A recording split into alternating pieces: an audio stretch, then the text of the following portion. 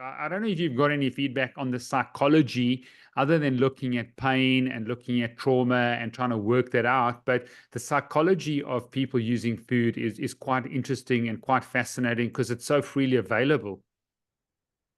Yeah, there was a study that basically identified, and it was like on, I think it was like around almost 800 participants with self-reported binge eating disorder, and they were able to basically delineate the major reasons why one would engage in binge eating. And it was like control, which I'll touch on in a second, to create numbness and dissociation, emotional regulation, emotional suppression, hedonic hunger. I'm missing a few, but basically it was like, here are the main drivers why one would engage. And sometimes there are multiple, but the 75% of them reported numbness and dissociation and hedonic like pleasure, hedonic hunger.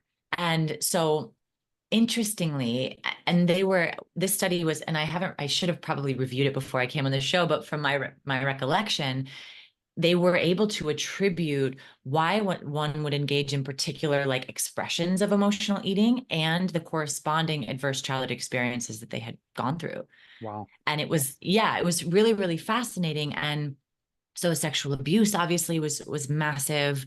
Um, Emotional neglect was the number one that had them reaching for these things. And emotional neglect is so interesting because here we are with big, huge emotions as children, without the loving presence of a caretaker to help us kind of sift through and move through in a healthy way, a big emotional moment. And so emotional neglect is like being alone in the processing of a major experience. And not only are you alone in the processing of an emotional experience, but then on top of that, you get this like heaping scoop of like aloneness and shame and like I'm unsupported. I must be whatever the decisions are, but maybe I'm bad.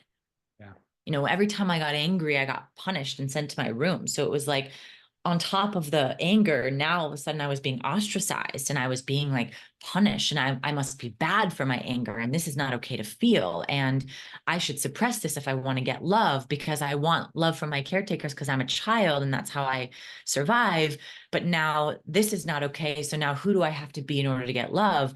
Not angry. Let me push my anger down, and it's like, it's all of that.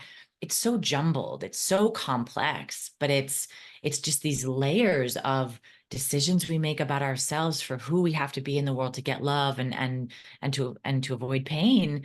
And one of the things that I believe many things when it comes to food, but like when I'm working with a client and I'm helping them mostly on an experiential level. My work is beyond the concept. We talk, but I'm really bringing them into their bodies and allowing them an opportunity to feel what something feels like, because many of us who struggle with food or other substances have a pattern of dissociation. We've used food as a mechanism to disconnect from our internal experience. It's not safe to feel. I'm not allowed to feel. It's uncomfortable to feel. So I'm going to reach outside of myself and push it down. I can't deal with this right now.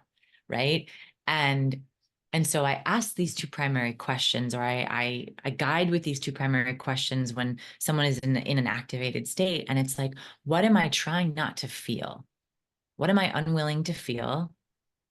And then what that helps us access is what's the need that's really wanting to be met in this moment.